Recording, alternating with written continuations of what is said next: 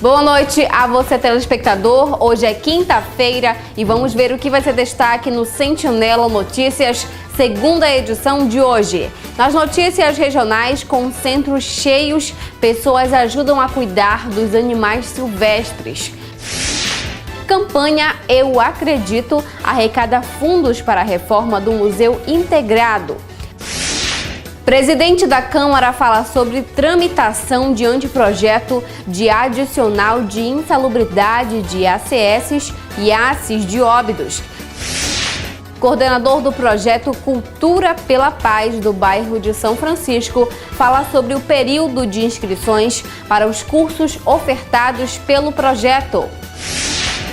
Vacina contra o vírus HPV são disponibilizadas para meninos de 11 a 14 anos. Essas informações você vai conferir agora no seu jornal Sentinela Notícias, segunda edição desta quinta-feira, que já está começando.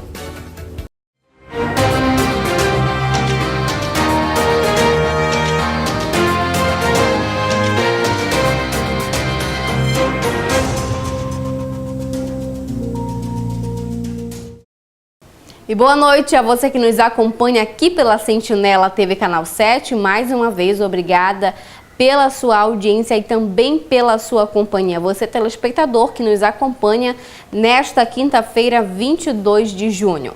E vamos começar esse primeiro bloco falando das notícias regionais. Com os únicos 2 centros de triagem de animais silvestres sem dar condições para o recebimento dos bichos oriundos de resgates em Manaus, existe uma alternativa para ajudar as espécies que, em muitos casos, são vítimas da expansão urbana. São os mantenedores da fauna silvestre. Veja um exemplo desse trabalho nessa reportagem da Band Amazonas. Olhando de longe, até parece uma casa normal, mas ela abriga mais de 70 animais silvestres e domésticos. Tem anta, várias espécies de macacos, araras, gaviões, mutum, coati, porco selvagem e até onça. Os recintos foram criados ao redor da casa da Dona Lenita.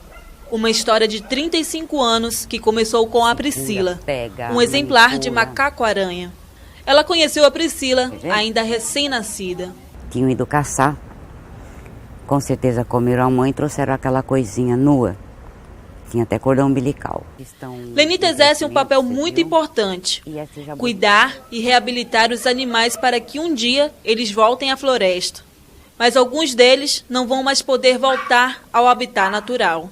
Para ser um mantenedor de fauna, é preciso autorização do Instituto Brasileiro do Meio Ambiente e dos Recursos Naturais Renováveis, o IBAMA. Que atendeu uma série de exigências, inclusive com relação à estrutura, com relação a ter veterinário ou biólogo respondendo pelo mantenedouro dela. Não é uma coisa tão simples assim como a pessoa chegar aqui e dizer que quer tomar conta de bicho e a gente vai entregar o bicho para ela. Não é assim, o negócio é bem mais complexo. Esses animais passam pelo Centro de Triagem de Animais Silvestres do IBAMA para tratamento clínico e recuperação. Eles chegam aqui de várias maneiras, seja por apreensão ou entrega voluntária. Alguns é via realmente apreensões do próprio IBAMA, do Batalhão Ambiental, apreensões do IPAAM. Outras são entregas voluntárias de pessoas que por algum motivo criavam esse animal, não querem mais criar, ou viram esse animal em alguma situação de emergência e entregaram à instituição. Animais apreendidos em fiscalizações ou que sofreram maus tratos são trazidos aqui para o Centro de Atendimento de Animais Silvestres. Só que o espaço está cheio. E para continuar atendendo, o IBAMA conta com a ajuda de mantenedores particulares, pessoas autorizadas para cuidar desses bichinhos. O IBAMA conta com o apoio do CETAS, que fica dentro do refúgio Sauim Castanheiras, da Prefeitura de Manaus. Esses são os 2 únicos centros da capital. Mas o CETAS da Prefeitura agora está fechado para o recebimento de animais silvestres, depois de sucessivos furtos de espécies abrigadas no local. Em nota, a Secretaria Municipal de Meio Ambiente e Sustentabilidade diz que o centro mantém 60 animais abrigados e recebendo os cuidados devidos em alimentação e medicação, se necessário. Ainda segundo a SEMAS, o recebimento de novos animais silvestres está suspenso também por conta das reformas e adaptações nos recintos. A alternativa do IBAMA é entregar esses animais aos mantenedores, como a dona Lenita. E mudando de assunto, falando das notícias locais, das notícias de Óbidos, a campanha Eu Acredito, da Associação Cultural Óbidense, ACOB, já arrecadou mais de R$3 mil. Esse valor faz parte de um orçamento de reforma do telhado do prédio do Museu Integrado, no valor de R$ 5.200. E quem tem mais informações é o repórter Marcos Cantuário. Olá, Marcos. Olá, Ana Paula. Olá a todos que acompanham a Sentinela TV. A gente está aqui na ACOB, no Museu Integrado, Ana Paula, que é uma campanha, na verdade, foi lançada para ajudar na recuperação do telhado do prédio da ACOB, onde funciona o Museu Integrado de Óbidos. Essa campanha foi encabeçada pelo presidente, o Ronaldo Brasiliense. Há pouco nós conversamos com o Ronaldo, ele falou detalhes sobre a campanha Eu Acredito. A meta era arrecadar pouco mais de R$5 mil para ajudar na recuperação do telhado. Essa meta está quase alcançada e os trabalhos já começam na próxima segunda-feira. Vamos ouvir o que o presidente falou.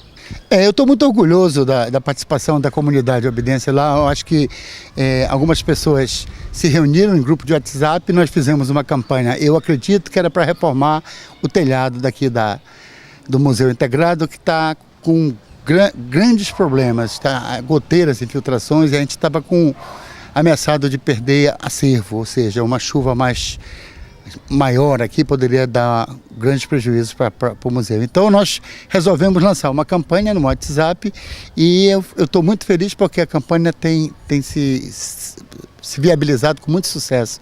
As pessoas têm participado. Para vocês terem ideia, nós já arrecadamos mais de R$3 mil, certo? Com esses R$3 mil nós compramos 2.000 telhas em Santarém, telhas de barro, porque alguém chegou a sugerir da gente fazer telha de botar zinco, mas eu achei que descaracterizaria o nosso museu.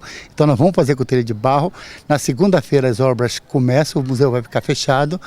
E eu queria destacar aqui que esse aqui é um avanço, eu acho que é um exemplo que deve ser seguido em Óbidos, ou seja, a participação da sociedade civil mobilizada para executar coisas em benefício da cidade. Agora nós fizemos o museu, mas eu acho que a gente tem ainda muito a avançar com parcerias com a Prefeitura, com o Governo do Estado, com o Governo Federal, com a Fundação Banco do Brasil, com a Fundação da Mineração Rio do Norte e outras entidades, para que a gente avance na preservação do patrimônio histórico de Óbidos, um patrimônio valioso. Óbidos é uma cidade que se destaca em toda a Amazônia como a mais portuguesa de todas as cidades daqui, e eu acho que essa participação da sociedade, colaborando numa campanha como essa, eu acredito, tem que se reverter a favor do município, ou seja, eu acho que o Museu Integrado de Óbidos só tem a ganhar. Ele vai fechar na segunda-feira para a obra, nós vamos passar 10 dias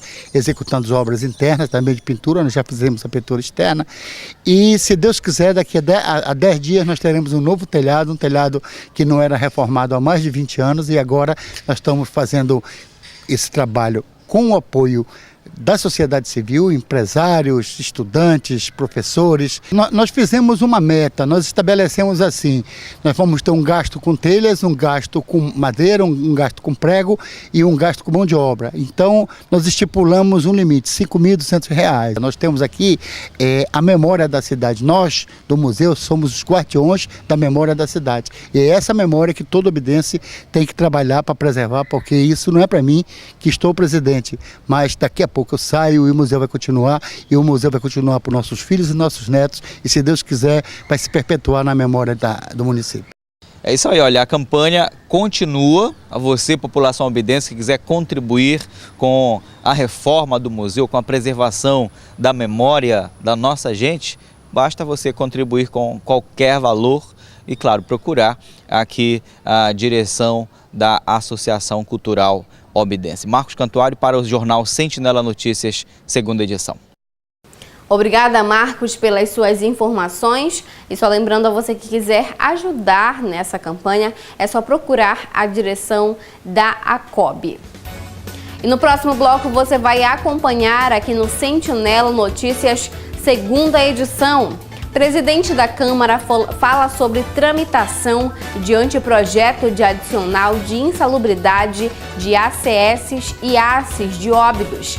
Coordenador do projeto Cultura pela Paz do bairro de São Francisco fala sobre o período de inscrições para os cursos ofertados pelo projeto. E na saúde, vacina contra o vírus HPV são disponibilizadas para meninos de 11 a 14 anos. Essas notícias você vai conferir logo após os nossos comerciais. Não saia daí que nós já voltamos.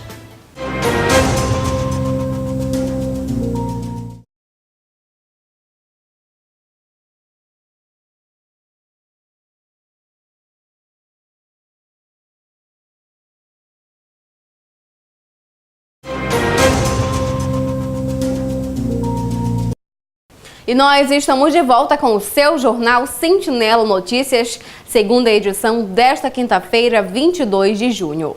E o presidente da Câmara, o vereador José Carlos, falou sobre o anteprojeto de lei que essa semana tramitou pelo Legislativo, onde se busca contemplar o adicional de insalubridade de agentes comunitários de saúde e dos agentes de combate às endemias. Veja.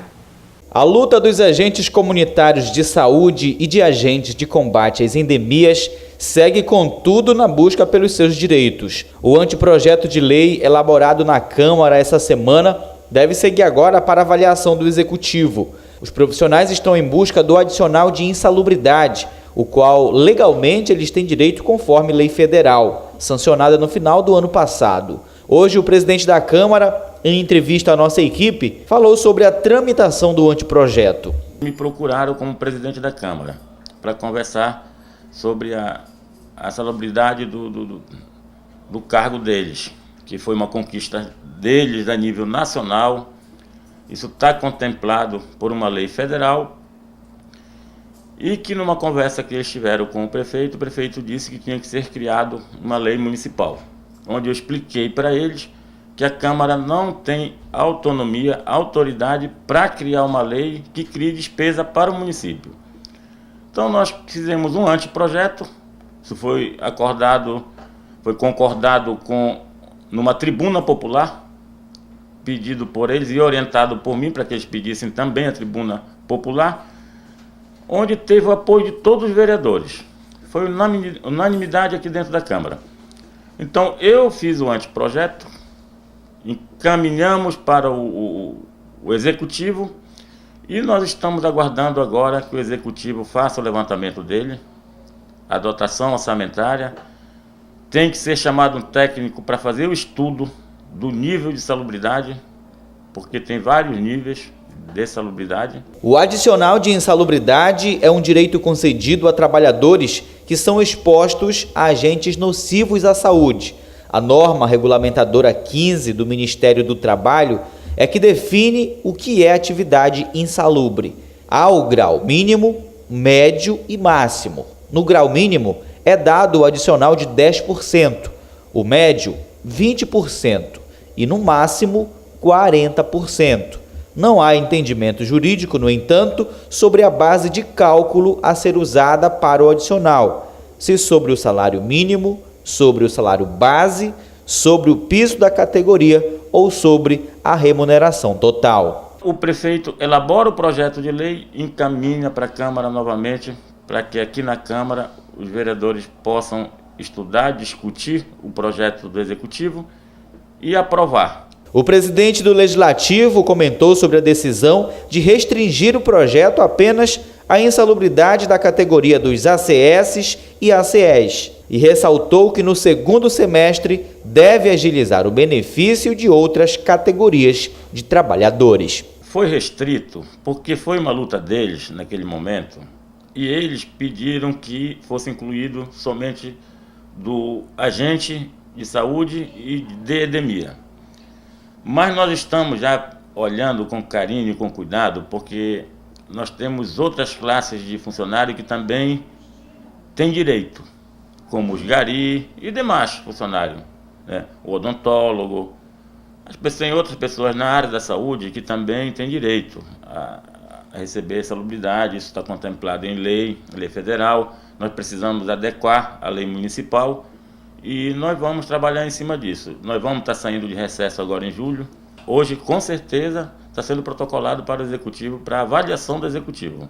E nós esperamos que não demore tanto tempo, né? Porque é uma ansiedade dos trabalhadores, são pessoas que trabalham, né, como agente de saúde, como agente de endemias, e são importantes para o sistema de saúde do nosso município. É importante o trabalho deles para o povo obidense. E mudando de assunto, o projeto Cultura pela Paz do bairro de São Francisco começará novamente a realizar inscrições para os cursos que são ofertados pelo projeto mantido pela Diocese. Douglas Sena falou sobre o período de inscrições e quem pode participar. Veja. Nós temos 2 processos de inscrições aqui no projeto. Um em janeiro, que a gente faz o mês todinho para o primeiro semestre, e outro em julho, que é para o segundo semestre. Então, as pessoas que têm entre 10 e 20 anos de idade podem participar conosco aqui. As inscrições para todos os cursos, as atividades são gratuitamente, você não paga nada para estudar aqui no projeto Cultura pela Paz. Precisa ter boa vontade e obedecer os critérios que tem lá. No momento da sua inscrição, você precisa trazer os documentos pessoais de quem vai ser inscrito, do responsável, comprovante de residência, para que a gente possa fazer o processo de inscrição e deixar nos registros aqui do projeto.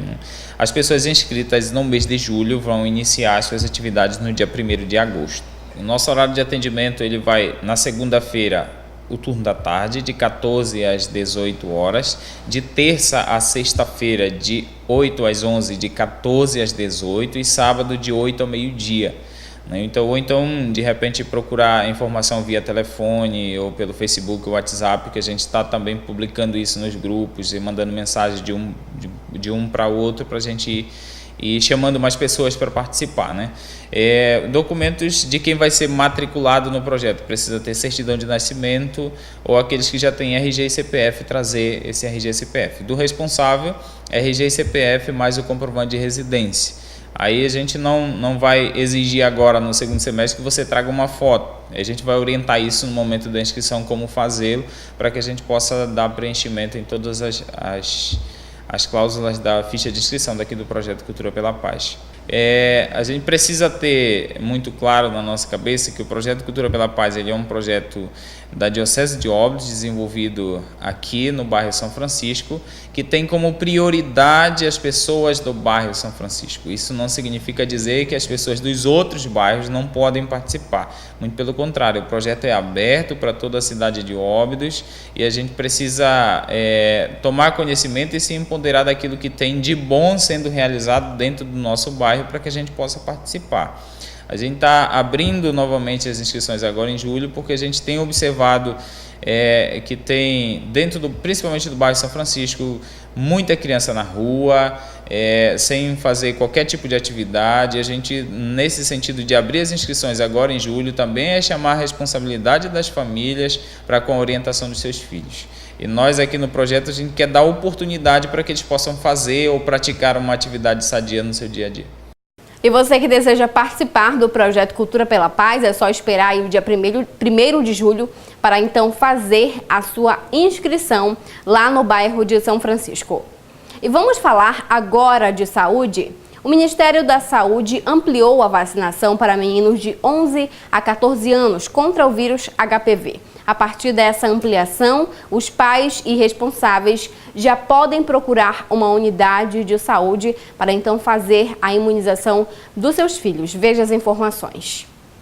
O Ministério da Saúde anunciou na última terça-feira que vai ampliar a oferta da vacina contra o vírus HPV para meninos de 11 até 12 anos. A imunização para o público masculino passou a ser disponibilizada no Sistema Único de Saúde em janeiro deste ano e era destinada apenas para garotos de 12 a 13 anos. O enfermeiro Moisés Portela, responsável pelo setor de vigilância em saúde, falou sobre essa ampliação e que Óbidos já dispõe dessas vacinas. A vacina HPV ela já está sendo disponibilizada para o sexo feminino já tem há bastante tempo. Então, uma das estratégias que o governo, o Ministério da Saúde adotou também ampliar para o sexo feminino, para o sexo masculino, aliás. E aí, no primeiro momento, ele colocou só de 11 a 12 anos de idade. Então, essa vacinação já estava sendo realizada nessa faixa etária de 11 a 12 anos de idade.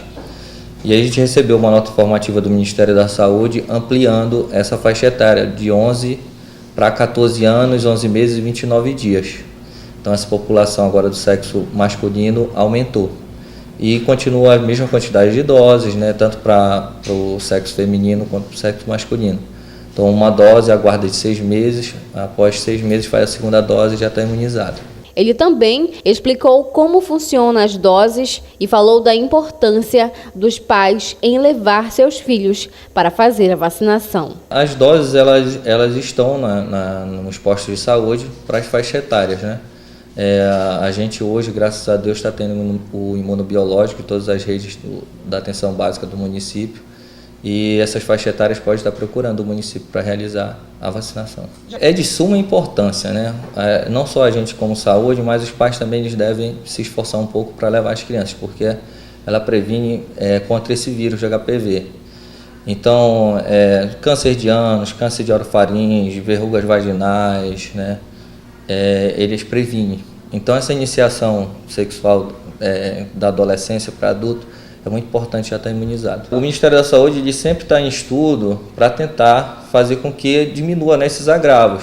Então, uma das formas que eles verificaram foi aumentando essa faixa etária para o sexo masculino.